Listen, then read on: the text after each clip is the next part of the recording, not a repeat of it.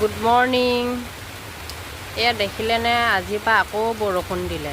3 দিন 4 দিনমান ৰ'দ দি আমনি লাগিলেই, আজিৰ পৰা আকৌ বৰষুণ দিলে। এতিয়া 8:30 বাজিছে, ল'ৰা ছোৱালী স্কুললৈ যোৱা সময়তে বৰষুণ দিছে।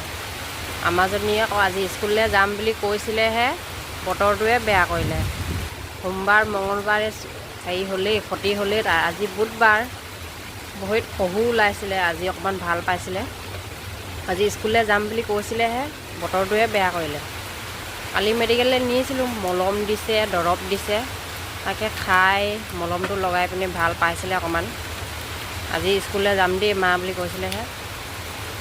স্কুল ক্ষতি কৰিবলৈ বৰ বেয়া পায় মানে, আৰু পৰীক্ষাও আহি আছে দিয়কচোন। এয়া দেখিছেনে কেনেকৈ বতাহ মাৰিছে, বৰষুণ দিছে।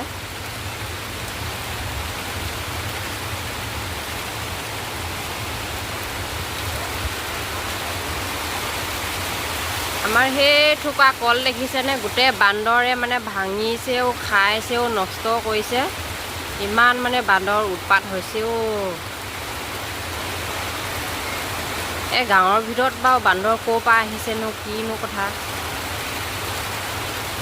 কেনেকৈ বৰষুণ দিছে দেখিছেনে বাৰু। বতৰটো একদম কোলা মোলা কৰি আনিছে আৰু।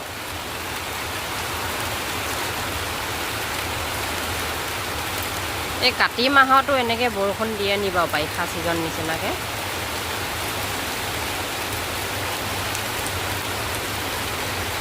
চোন ইমান ডাঙৰ বৰষুণ দিছে। মই এতিয়া ভাত শাক সিজাই আছোঁ। ভাতটো বহালোঁ, ৰঙালাও আলু মটৰ বনাব লৈছোঁ।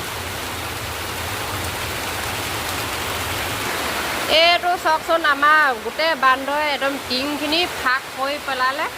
এতিয়া গোটেই পানী পৰিছে ইয়াত, দেখিছেনে। অথনি ৰাতিপুৱা একদম আন্ধাৰ মুন্ধাৰে বান্দৰ আহিছে, দেখিছেনে। এইবোৰ গোটেই পানী পৰিছে এতিয়া চৰচৰকৈ।